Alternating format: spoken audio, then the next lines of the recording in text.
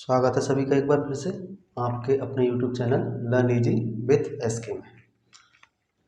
आज हम टेट की परीक्षा को देखते हुए कुछ स्टूडेंट्स ने टेट्स के लास्ट ईयर्स के पेपर्स के सॉल्यूशन की बात कही है। लास्ट ईयर के टेट के जो क्वेश्चंस पेपर्स हैं उनके सॉल्यूशन की लिए कहा है। तो आज हम सबसे पहले टेट के 2019 के पेपर में से मैथ पार्ट का सॉल्यूशन हम आज यहाँ देखेंगे। टेट 2019 के मैथ सब्जेक्ट के सॉल्यूशन को हम यहाँ डिस्कस करते हैं। ठीक है, चलिए शुरुआत करते हैं। कुछ ये प्रश्न मैंने लिखे हैं।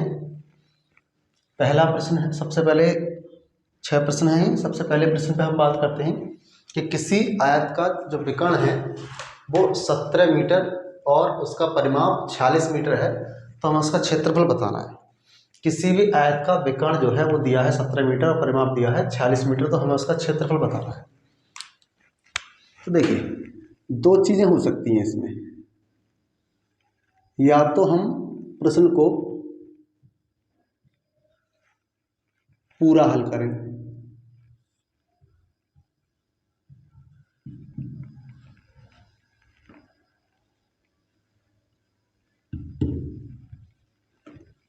इसमें दो चीजें हो सकती हैं। या तो हम प्रश्न को पूरा हल करें या फिर क्वेश्चंस को देख के उसके आंसर का आइडिया लग सकते हैं। जैसे यहां कहा गया है परिमाप कितना है, 46 है, और जो विकर्ण है वो कितना है, 17 है।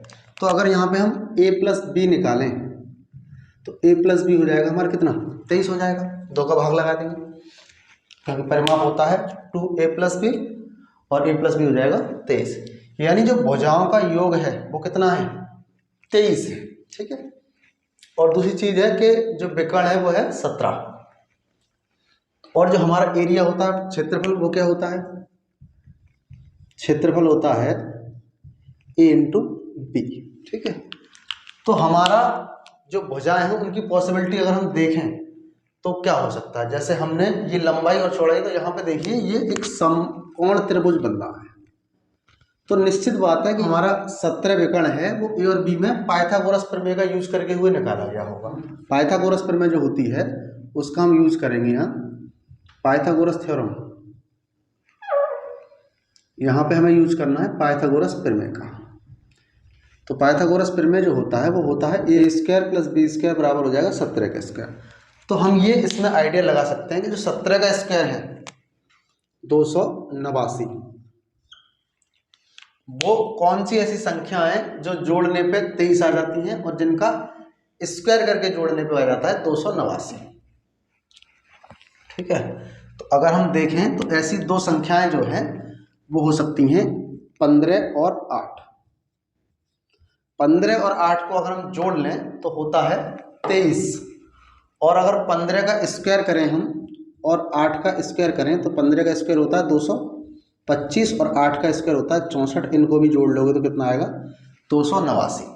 तो हमें केवल विकर्ण से ही और इसके परिमाप के योग से ही ये आइडिया लग गया कि वो दो भुजा जो हैं वो 15 और 8 हैं, क्योंकि इनका स्क्वायर करके हमने देखा तो विकर्ण के स्क्वायर के बराबर आ रहा है, और इनको ऐड करके देखा तो 23 आ रहा है। अब क्षेत्रफल निकालना है तो 15 × 8 = 120। हमारा जो प्रश्न है आंसर है कल ए सही होगा, 120। आते हैं दूसरे प्रश्न पर। यह दिया है, इसका सरलीकरण करना और उससे प्राप्त नंबर की बात करनी है। ठीक है, तो इस पे लगा हुआ 2 की -1 और फिर इसके ऊपर एक और -1। तो अभी हमने पिछले घातांक वाले चैप्टर में पढ़ा था कि पावर के ऊपर अगर पावर हो होल पावर में तो पावर का गुणा हो जाता है, ये हो जाएगा 2 की पावर -1 × -1, और 2 की पावर -1 × -1 हो जाएगा 2 की पावर 1, और 2 की पावर 1 का वैल्यू होता है 2। अब 2 हमारा सम भी होता है तो हमारा अभाज्य भी होता है। ठीक है, तो अब हमसे ये पूछ रहा है कि ये कौन सा विकल्प सही है, और 2 हमारा 2 का गुणक भी होता है, 2 का गुणक। तो अब इसमें कंडीशन दी हुई है कि ए में अभाज्य दिया है, बी में सम दिया है, सी में 2 का गुणक दिया है और डी में विषम दिया है। तो विषम तो है नहीं, ये विकल्प तो हमारा गलत है, इस चीज में गलत है। अभाज्य भी है ये, सम भी है ये, और 2 का गुणक भी है, तो हमारा ए बी सी जिसमें आ रहे हैं वो हमारा विकल्प सही है, यानी हमारा फोर्थ वाला विकल्प इसका सही है, ए बी सी तीनों सही हैं। अगला प्रश्न है कौन सा कथन सही है, सबसे छोटी अभाज्य संख्या 1 होती है। तो ये हम पीछे पढ़ चुके हैं अभाज्य संख्या वाली वीडियो में कि सबसे छोटी अभाज्य संख्या 2 होती है, तो ये हमारा गलत होगा। एक भाज्य संख्या विषम हो सकती है, दूसरा विकल्प इसने दिया है एक भाज्य संख्या विषम हो सकती है। तो भाज्य संख्या वो होती है जिसके 2 से ज़्यादा फैक्टर हों, भाज्य संख्या वो हो सकती है जिसके 2 से ज़्यादा फैक्टर हों। जैसे 9 है, ये विषम भी है और एक भाज्य संख्या भी। इसके अगर हम फैक्टर देखें तो 1 होता है इसका फैक्टर, 3 भी होता है और 9 भी होता है। तो 3 फैक्टर है, ये भाज्य संख्या है। ठीक है, 3 फैक्टर है, ये कैसी संख्या है, भाज्य संख्या। तो विषम संख्या भाज्य हो सकती है, तो ये हमारा विकल्प बी सही है। अगर हम बाकी के विकल्पों पे बात करें, कोई सम संख्या अभाज्य नहीं है, तो अभी हमने ऊपर देखा 2 क्या है, अभाज्य होती है। तो 2 सम भी है और अभाज्य भी है, तो ये विकल्प भी गलत है। डी 2 अभाज्य संख्याओं का योग अभाज्य संख्या ही होता है। 2 अभाज्य संख्याओं का योग अभाज्य संख्या भी होता है, तो ऐसी जरूरत नहीं है। तो अगर हम 2 अभाज्य संख्या और 7 अभाज्य संख्या इनको अगर हम जोड़ लें तो 9 आता है, जबकि 9 कैसा है, भाज्य संख्या। तो ये विकल्प भी हमारा गलत हो जाएगा।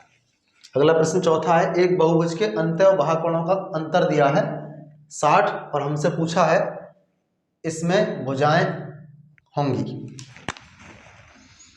बाह्य कोण तो जो होता है किसी बहुभुज का, बाह्य कोण होता है 360 डिग्री अपॉन एन, एन उसमें भुजा है। और अंत्य कोण जो होता है वो होता है 180 n-2 अपॉन एन। एक तो तरीका ये है कि हम इन दोनों का अंतर कर लें और इसको हल कर लें, मतलब 180 n-2 upon N minus 360 upon N बराबर हमें रखना है 60 के। अगर इसे हम हल कर लें तो यहाँ से ऊपर से 180 कॉमन आ जाएगा, नीचे से n कॉमन आ जाएगा। यहाँ कितना बचेगा जी, यहाँ बचेगा n-2 और यहाँ से बचेगा 2 बराबर है 60 के। तो 60 से ये कट जाएगा 3 बार, n उधर पहुँच जाएगा तो 3n-4 बराबर n। मल्टीप्लाई हम करें तो 3n-12 बराबर n, n को हम इधर ले आएंगे तो 3n माइनस हो जाएगा n बराबर हो जाएगा 12। तो यहाँ से 2n बराबर 12 हो गया, तो n बराबर हो जाएगा 6। भुजाओं की संख्या आ जाएगी इसमें 6। एक तो तरीका ये है कि बाह्य कोण की जो फॉर्मूला है वो लिख लिया, अंत्य कोण का जो फॉर्मूला है वो लिख लिया और इन दोनों का अंतर रख दिया हमने 60 के बराबर। ठीक है, और इसको हल कर लिया तो n बराबर 6 आ जाएगा। तो इसमें विकल्प जो हमारा बी सही है। एक तरीका और है, इसने दिया है कि जो इंटरनल एंगल है I, उसको इंटरनल एंगल को हम I से लिख लेते हैं और एक्सटर्नल एंगल जो है उसको मान लीजिए E से लिख लेते हैं। इन दोनों का जो अंतर है वो दिया है इसने 60। और किसी भी बहुभुज का इंटरनल एंगल और एक्सटर्नल एंगल का जो एडिशन होता है वो हमेशा 180 होता है। तो यहाँ पे अगर हम जोड़ दें तो ये कट जाएगा, 2i बराबर हो जाएगा 240 डिग्री और i बराबर हो जाएगा हमारा 240 अपॉन 2, यानी i बराबर हो जाएगा 120। तो ये निकल के आ गया हमारा i 120। जब i 120 आ गया तो e कितना आ जाएगा, e ऑटोमेटिक हमारा 60 आ जाएगा। ठीक है, क्योंकि इन दोनों का योग 180 है। तो इंटरनल एंगल जो है 120 और एक्सटर्नल एंगल 60। तो जितना एक्सटर्नल एंगल है उसमें एक्सटर्नल एंगल के हिसाब से हम फॉर्मूला लगा लेते हैं। तो एक्सटर्नल एंगल की वैल्यू का फॉर्मूला क्या है, 360 अपॉन एन है। एन हमें निकालना है तो 360 के नीचे 60 आ जाएगा, तो यहाँ से ये 6 आ जाएगा। अगले प्रश्न पर आते हैं। ये प्रश्न है एक सरल रेखा पर स्थित बिंदुओं की संख्या हो सकती है। तो एक सरल रेखा है सिंपल, उस पे बिंदुओं की जो संख्या है वो बहुत सारी हो सकती है, नंबर ऑफ, यानी एक कोई बिंदु यहाँ इससे छिट के दूसरा बिंदु, बहुत सारे बिंदु इस तरीके से। तो एक ही रेखा पर बिंदुओं की संख्या अनंत हो सकती है, बहुत सारे बिंदु एक ही रेखा पर हो सकते हैं। तो इस विकल्प का इस प्रश्न का जो विकल्प है हमारा वो डी सही है। एक रेखा पर असंख्य बिंदु होते हैं। इसी तरीके से इससे रिलेटेड कुछ और प्रश्न भी इसमें बन जाते हैं, जैसे 2 बिंदु हैं, इनसे कितनी रेखा जाएंगी, 2 बिंदुओं से कितनी रेखा जाएंगी, कि भाई 2 बिंदुओं से हमारी केवल एक रेखा जाएगी। ठीक है, अगर ये पूछ ले कि एक बिंदु से कितनी रेखा जाएंगी, तो एक बिंदु से भी अनंत रेखाएं जा सकती हैं, ऐसे ऐसे एक बिंदु से भी अनंत रेखाएं जा सकती हैं। तो ये भी प्रश्न इस पे बन सकते हैं कि भाई दो बिंदुओं से कितनी रेखा जाएंगी और एक बिंदु से कितनी रेखा जाएंगी। तो दो बिंदु से जाएंगी एक रेखा और एक बिंदु से जाएंगी अनंत रेखा, और एक रेखा पे होते हैं अनंत बिंदु, बहुत सारे बिंदु हो सकते हैं। इसके बाद अगला प्रश्न है कि एक पाइथागोरन त्रिक ज्ञात कीजिए जिसकी सबसे छोटी संख्या 8 है। तो सबसे पहली बात हम करते हैं बात कि पाइथागोरन त्रिक होता क्या है। पाइथागोरन त्रिक ऐसी तीन संख्या हैं जिनमें दो छोटी संख्याओं का जो वर्ग है उसका योग तीसरी संख्या के वर्ग के बराबर आ जाए। पाइथागोरन त्रिक जो है ऐसी तीन संख्या होती हैं जिनमें दो छोटी संख्याओं के वर्गों का योग तीसरी संख्या के वर्ग के बराबर आ जाए। जैसे एक मैंने पाइथागोरन त्रिक लिखा है 3, 4 और 5। 3 का स्क्वायर और 4 का स्क्वायर हम करेंगे तो ये हो जाएगा 9 + 16 यानी 25, और ये होता है हमारा 5 का स्क्वायर, इसलिए इसको पाइथागोरन त्रिक कहा गया है। अब इसमें हमें ऐसा ही एक त्रिक बताना है जिसकी एक सबसे छोटी संख्या कितनी है 8 है। तो ये तो हो नहीं सकता क्योंकि इसमें सबसे छोटी संख्या 6 है। बाकी हमारे पास 3 विकल्प बचे। इसका अब हम हल करेंगे तो 8 का स्क्वायर और 9 का स्क्वायर जो जोड़ के है वो 10 के स्क्वायर से ज़्यादा हो जाएगा, तो ये भी पाइथागोरन त्रिक नहीं है। अब हमारे पास दो विकल्प बचे ए और सी। ए में देखिए छोटी भुजा 8, उससे बड़ी भुजा 64 और सबसे बड़ी भुजा 512। तो इन भुजाओं में दो छोटी भुजाओं से बड़ी भुजा का अंतर बहुत ज़्यादा है, तो ऐसी स्थिति में भी पाइथागोरन त्रिक होने की संभावना नहीं होती है। तो ये भी हमारा विकल्प गलत होगा और हम चेक करते हैं इसको। ठीक है, 8 का स्क्वायर अगर हम चेक करें और प्लस 15 का स्क्वायर चेक करें, अभी वैसे पहले प्रश्न में ये मैंने बात भी करी थी। 8 का स्क्वायर होता है 64, 15 का स्क्वायर होता है 225, इनको अगर हम जोड़ दें तो 289, और ये होता है हमारा 17 का स्क्वायर।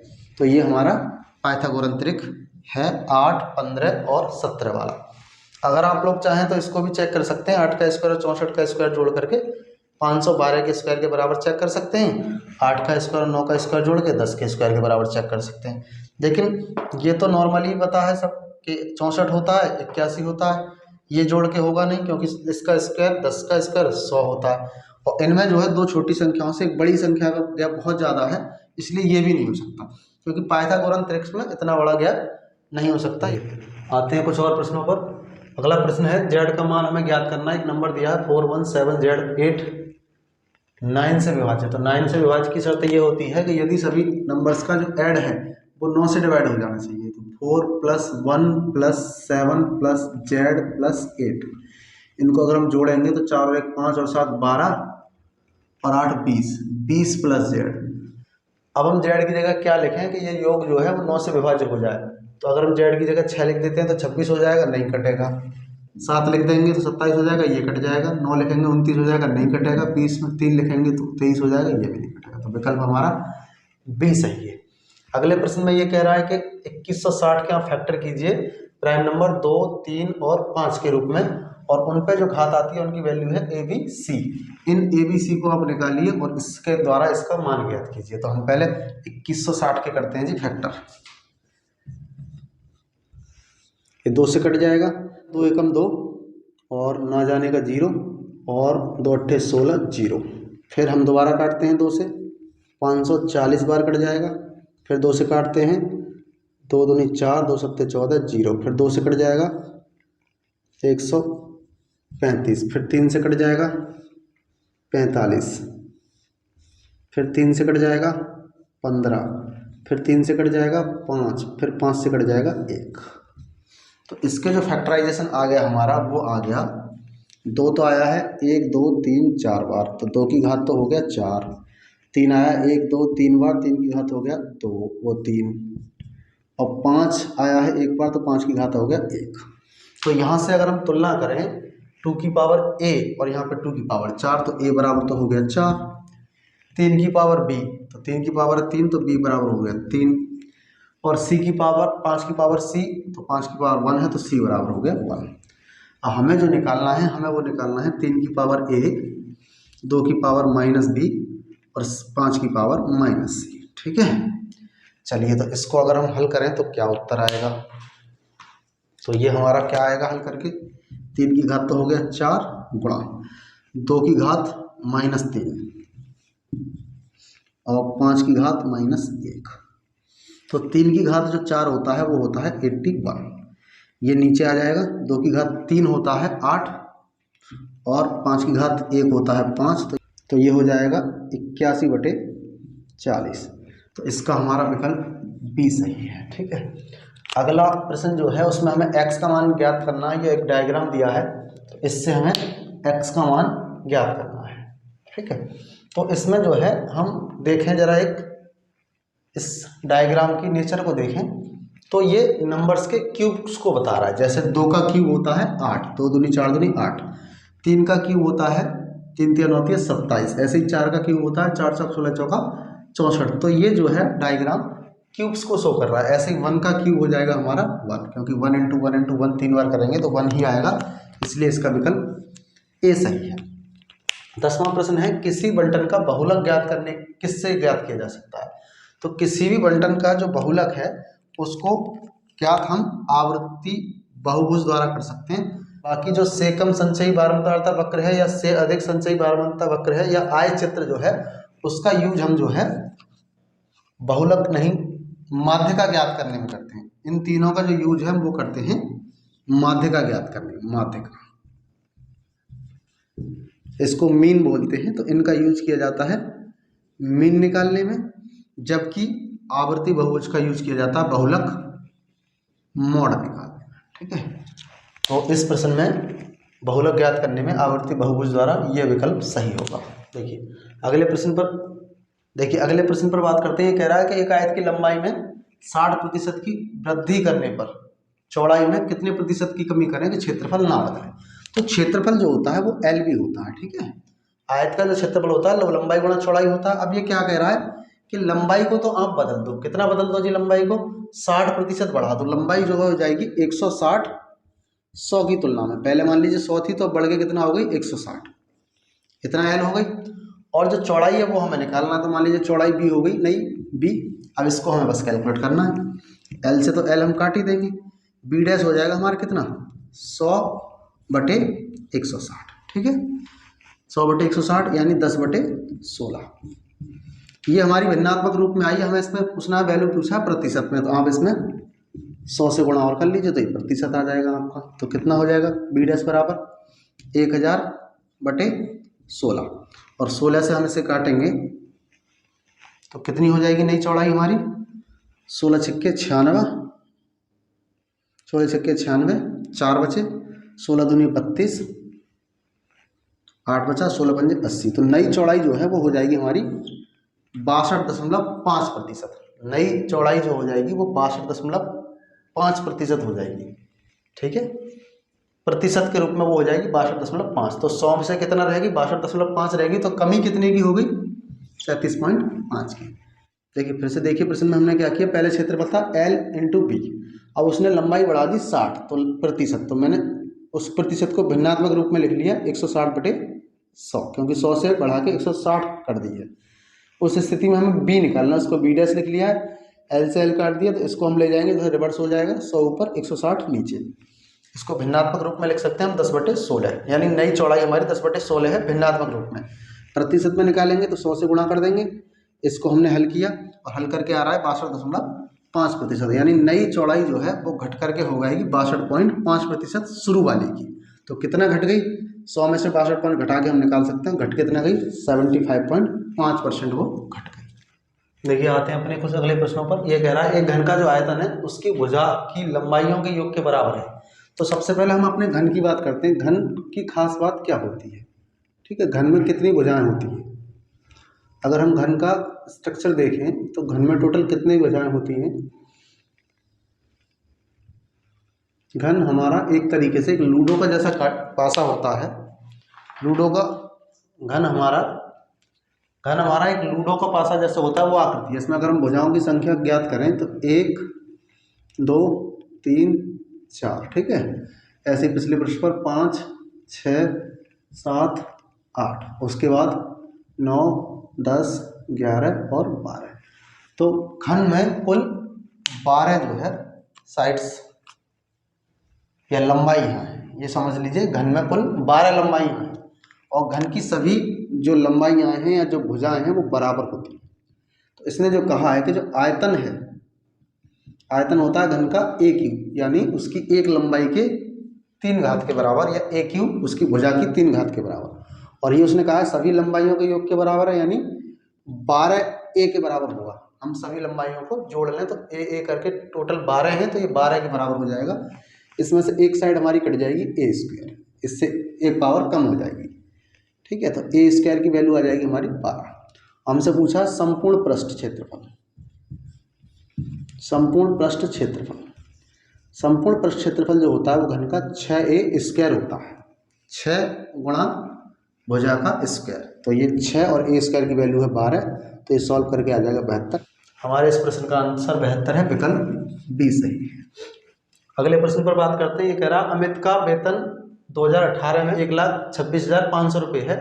2016 से वेतन उसका बढ़ता है, पहले वर्ष में 10% बढ़ता है, उसके बाद 15% बढ़ता है, और फाइनल फिर जा करके जो 2018 का वेतन है वो हुआ है।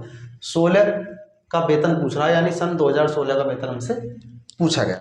तो हम ये कंसीडर कर लेते हैं कि मान लीजिए उसका इनिशियल वर्ष में वेतन कुछ भी था, उसका वेतन था ए, ठीक है।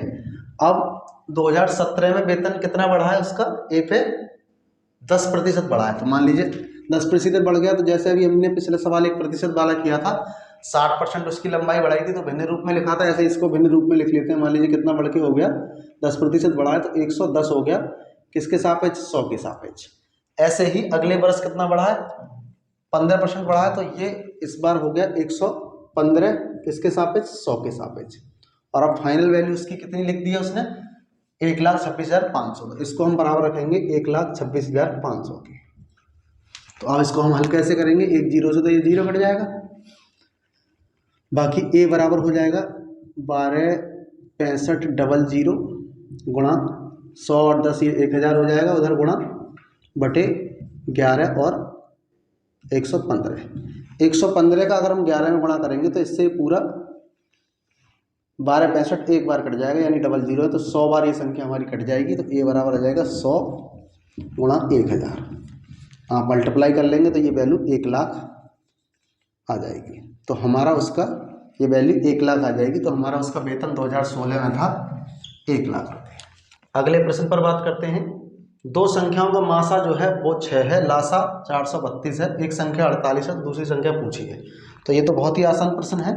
दो संख्याओं के मासा और लासा का और उनके गुणन का सीधा सीधा संबंध है कि मासा और गुणा लासा बराबर होता है किसके, पहली संख्या गुणा दूसरी संख्या। ये सीधा सीधा मासा और लासा में, ये सीधा सीधा मासा और लासा की संख्याओं में डायरेक्ट इस सूत्र का प्रयोग करके हम सवाल को हल कर सकते हैं। तो मासा का हमें दिया वैल्यू 6, लासा का वैल्यू दिया 432, पहली संख्या उसने दिया 48 और दूसरी संख्या पूछी है, मान लीजिए वो x है, तो x को अगर हम निकालना चाहें तो 6 × 432 बटे 48, इससे कट जाएगा 6 × 48 8 बार, तो 432 बटे 8 आ जाएगा। 8 से इसे हम काट सकते हैं, 8 पंजे 40, 3 बचा 8 चौक 32, तो दूसरी संख्या हमारी आ गई 54 इसका आंसर है। अगला सवाल जो है वो कैलेंडर पर है कि किसी भी महीने का तीसरा जो शुक्रवार है वो 16 तारीख को है, ठीक है, और चौथा मंगल पूछ रहा है हमसे, ठीक है। शुक्रवार के बाद हम जाएंगे शनिवार पे, फिर जाएंगे रविवार पे, फिर जाएंगे सोमवार पे और फिर जाएंगे मंगलवार पे। मंगलवार तक हमें जाना है, यानी अगले ये तीसरे का दिया है और पूछ हमसे रहा चौथे का।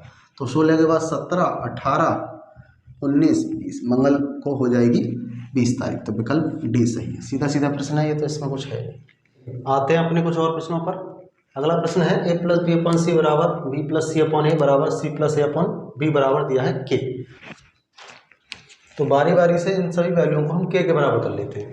अगर इसको हम इसके बराबर करेंगे, एक बार हम इसको k के बराबर करते हैं, इसको भी k के बराबर करते हैं, इसको भी k के बराबर करते हैं। तो a + b बराबर आ जाएगा हमारा c के, पहली वाली से। दूसरी वाली से आएगा b + c बराबर a के। तीसरी वाली से आएगा c + a बराबर b के। अगर हम इन्हें ऐड कर लें, तीनों को ऐड कर लें तो देखो a 2 बार हो जाएगा, b भी 2 बार हो जाएगा, c भी 2 बार हो जाएगा। तो ये हो जाएगा 2a + b + c। इधर तीनों में k कॉमन आ जाएगा तो a + b + c हो जाएगा। इससे ये वैल्यू हमारी कट जाएगी तो k बराबर हमारा 2 आ जाएगा। तो इस प्रश्न का हमारा विकल्प ए सही है 2। अगले प्रश्न को देखिए, निम्नलिखित में से कोई 3 मापों को लेकर के हम कितने त्रिभुज बना सकते हैं। और माप दे रखी है हमें 1.2, 4.2, 5.9 और 8.1।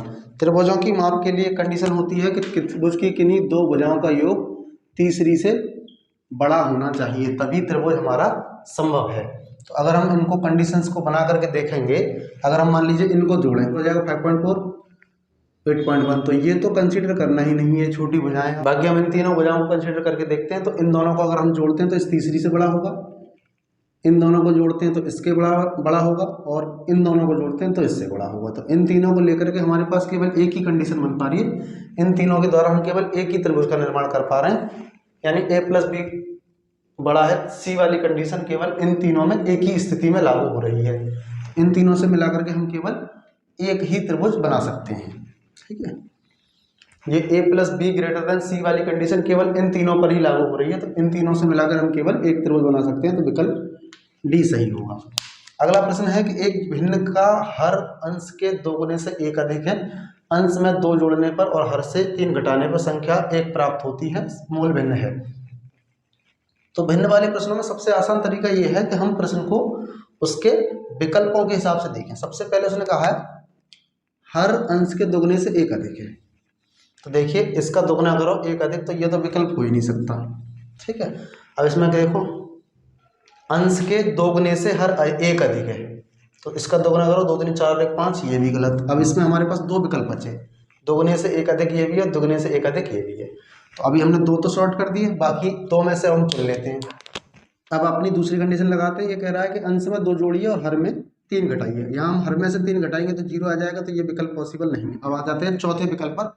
ये कह रहा है कि अंश में आप 2 जोड़िए, यानी इसमें आप 2 जोड़ दीजिए और हर में आप घटाइए कितना, 3 घटाइए। हर में से आप 3 घटाइए तो 4 - 4 + 2 तो हो जाएगा 6, और 9 में से 3 गया तो 6, तो ये कट के कितना आ जाएगा 1। तो वो यही कंडीशन कह रहा था कि यदि हम अंश में 2 जोड़ दें और हर में 3 घटा दें तो कितना प्राप्त होता है 1, इसलिए विकल्प हमारा डी सही है। चलिए अब हम अगले प्रश्न को हल करते हैं। तो ये हमारा बोर्ड मास रूल पे है। इसमें क्या करना है हमें, सबसे पहले रेखा कोष्ठक को हम हल करेंगे, उसके बाद फिर छोटे कोष्ठक होंगे तो उन्हें, और फिर मझला कोष्ठक को हल करेंगे। तो उस तरीके से हमारा प्रश्न हमें करना है। तो सबसे पहले हम बात करते हैं अपने रेखा कोष्ठक पे।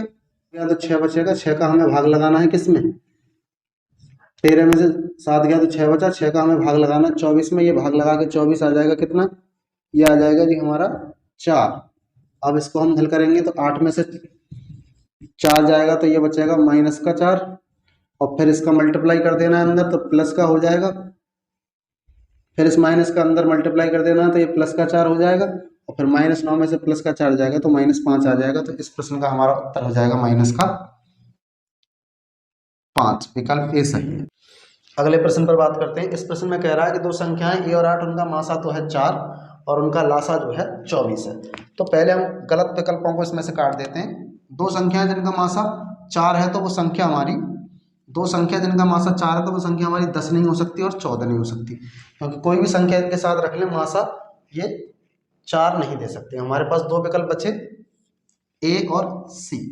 अब एक संख्या तो 8 है तो दूसरी संख्या 8 तो हो नहीं सकती, जिसका हमें मासा 4 चाहिए और लासा 24 चाहिए, तो विकल्प सी भी गलत हो जाएगा। विकल्प हमारा ए सही है 12 का लासा आप निकालोगे तो 24 आएगा, और 12 और 8 का मासा निकालोगे तो 4 आएगा। आते हैं अगले कुछ प्रश्नों पर। अगला प्रश्न ये कह रहा है कि एक कमरे की लंबाई जो है, एक कमरे की लंबाई 10% घटाई गई है, चौड़ाई 20% घटाई गई है और ऊंचाई 5% बढ़ाई गई है, आयतन में क्या परिवर्तन आ जाएगा। तो अभी जैसे हमने एक क्षेत्रफल वाला प्रश्न किया था उसी तरीके से इस प्रश्न को करेंगे। तो देखिए इसमें हमारी लंबाई जो है वो उसने घटा दी है 10%, यानी 100 के सापेक्ष कर दी है 90। इसमें हम गुणा करेंगे चौड़ाई का, वो 100 के सापेक्ष 20 कम कर दी, यानी 100 के सापेक्ष कर दी है 80, और ऊंचाई जो है वो 100 के सापेक्ष कर दी हमने 105। ठीक है, यहाँ पे हम एक 0 से एक 0 काट देते हैं, ये कट जाएगा 20 से 20 पंजे 100, 20 चौक 80, ये हमारा 5 से कट जाएगा, ये हमारा 5 से कट जाएगा 20 बार, और ये कट जाएगा 21 बार। अगर हम नीचे गुणा कर लें और ऊपर गुणा कर लें तो ये गुणा करके आ जाते हैं, ऊपर आ जाएगा 756 और नीचे आ जाएगा गुणा करके 1000। ठीक है, और हमें जो परसेंटेज निकालना होता है वो 100 पे निकालना होता है, तो इसमें 10 का ऊपर नीचे भाग कर देते हैं, तो ये हो जाएगा 75.6/100। यानी अब जो नया आयतन है वो 100 के सापेक्ष कितना बचा, 0.6 बचा। तो कितनी कमी हो गई, यानी उसमें 24.4% की कमी हो गई। 100 के सापेक्ष 75.6 बचा ना, तो प्रतिशत कमी कितनी हो गई, 24.4। अगले प्रश्न को देखिए, ये कह रहा है कि कमरे में की जो लंबाई है 15 मीटर 17 सेंटीमीटर है और जो चौड़ाई है वो 9 मीटर और 2 सेंटीमीटर है। इस पे उसे क्या करना है, वर्गाकार टाइल्स लगानी है, उसकी संख्या पूछा है। तो इस प्रश्न में देखिए, सबसे पहले हम अपने कमरे की साइज की बात करते हैं। कमरा जो है वो हमारा, उसकी जो लेंथ है वो 1517 सेंटीमीटर है, क्योंकि 15 मीटर और 17 सेंटीमीटर है, और जो चौड़ाई है उसकी 9 मीटर 2 सेंटीमीटर है, वो 902 सेंटीमीटर है। अब हमें जो इसमें टाइल्स बिछानी है वो बिछानी है स्क्वायर, क्योंकि वो वर्गाकार टाइल्स है। तो सबसे पहले हम ये बात करेंगे कि उस टाइल्स की लंबाई और चौड़ाई क्या होगी। उस टाइल्स की लंबाई और चौड़ाई हमें निकालने के लिए, या उस टाइल्स की साइड निकालने के लिए, उस टाइल की भुजा निकालने के लिए हमें क्या करना पड़ेगा, हम इन दोनों का पहले अंतर देखिए कि ये दोनों संख्याएं कटेंगी किससे। मान लीजिए हम 1517 और 902 का अंतर देखते हैं, तो ये 5 1 615, 615 के आप फैक्टर कीजिए, ये 5 से कट जाएगा, 5 एकम 5, 1 बचा, 5 दूनी 10, 5 तिया 15, 3 से, फिर 3 से कट जाएगा 41। यानी ये दोनों नंबर, ये हमारा 615 इनका गैप 41 से कट रहा है, तो ये नंबर भी 41 से कट जाएगा और ये भी कट जाएगा 41 से। तो जो हमारी टाइल्स की वैल्यू होगी, टाइल्स की संख्या, ये आ गया हमारा टाइल्स की जो लेंथ है या टाइल की जो साइड है वो आ गई, टाइल की भुजा आ गई 41। तो जो पूरा कमरे का क्षेत्रफल वो हो जाएगा 1517 902, और टाइल जो है उसकी साइड कितनी है 41। तो एक टाइल की जो एक टाइल का जो एरिया होगा वो होगा 41 × 41। अब इससे आप इसे काटोगे तो 41 से कट जाएगा 22 बार और ये कट जाएगा 37 बार। इनका आप गुणा करोगे 37 और 22 का, तो 37 और अगर 22 का हम गुणा करें तो कितना आएगा जी, 37 का पहले 20 से कर लीजिए 740, और 37 का फिर 2 से कर लीजिए तो 74। तो ये हो जाएगा 4 7 11 8, 814।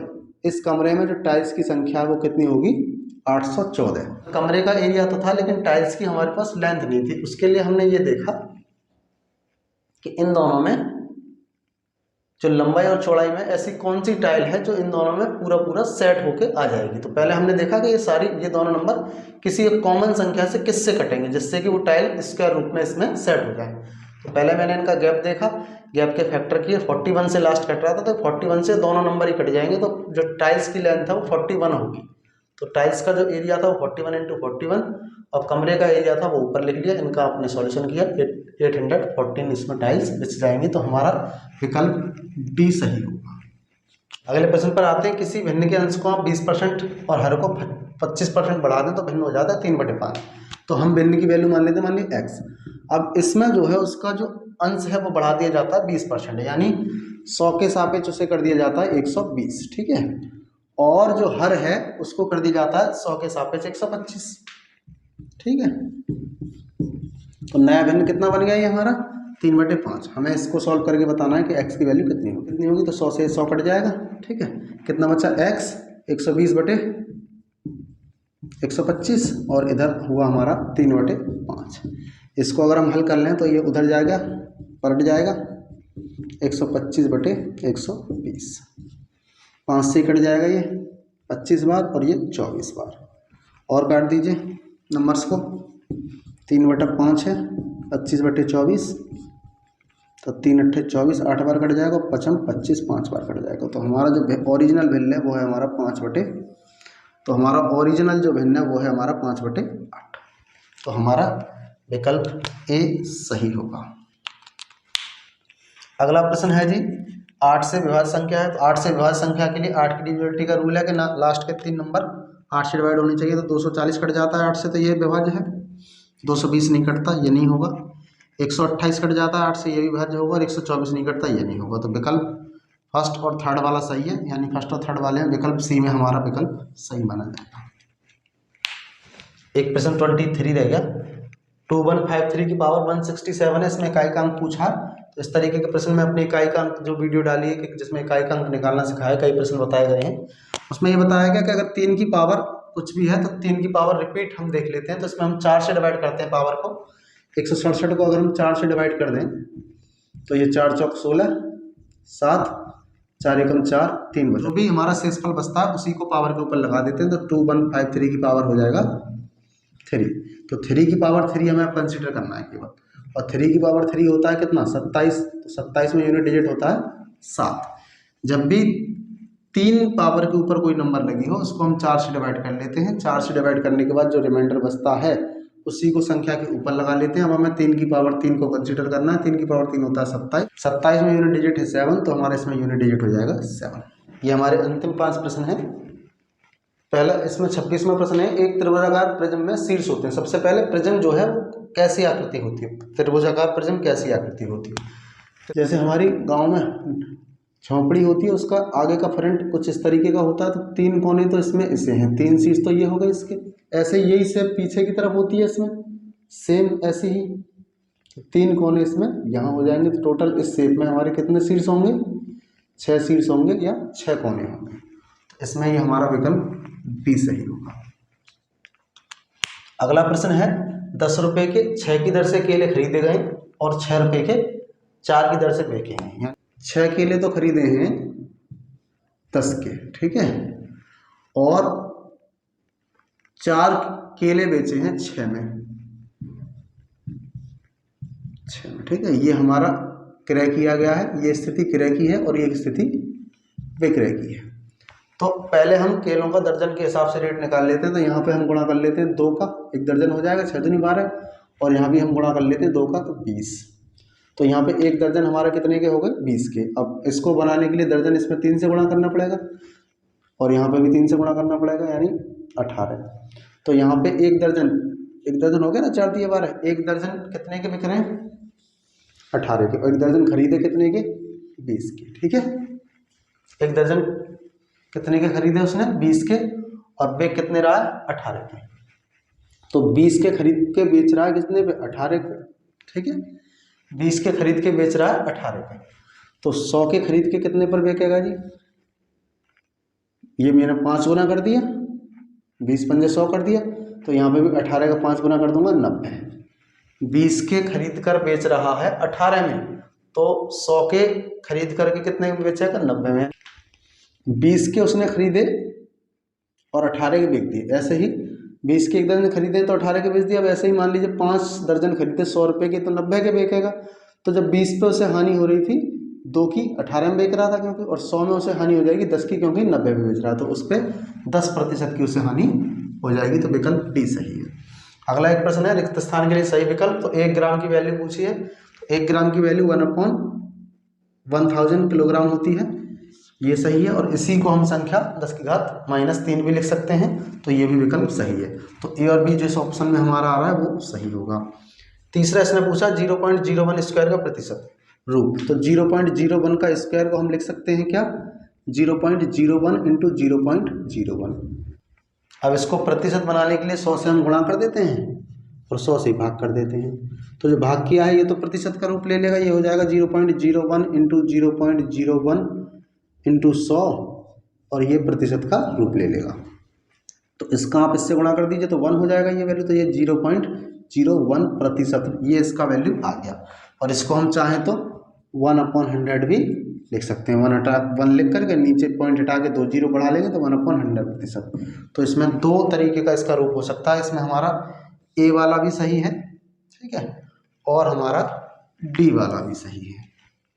ए वाला भी सही है हमारा प्रतिशत रूप इसका, और डी वाला भी सही। एक प्रश्न और है लास्ट, 2 संख्याओं का अंतर और गुणज 5 और 36 है। यानी उनका 2 संख्या मान लीजिए, उनका अंतर तो है 5 और उनका गुणन जो है वो है 36। ये हमें 2 संख्याओं का अंतर दिया है और ये संख्याओं का गुणन दिया है। अब हमें इनके व्युत्क्रमों का अंतर पूछा है, यानी 1/x में से 1/y घटाना है।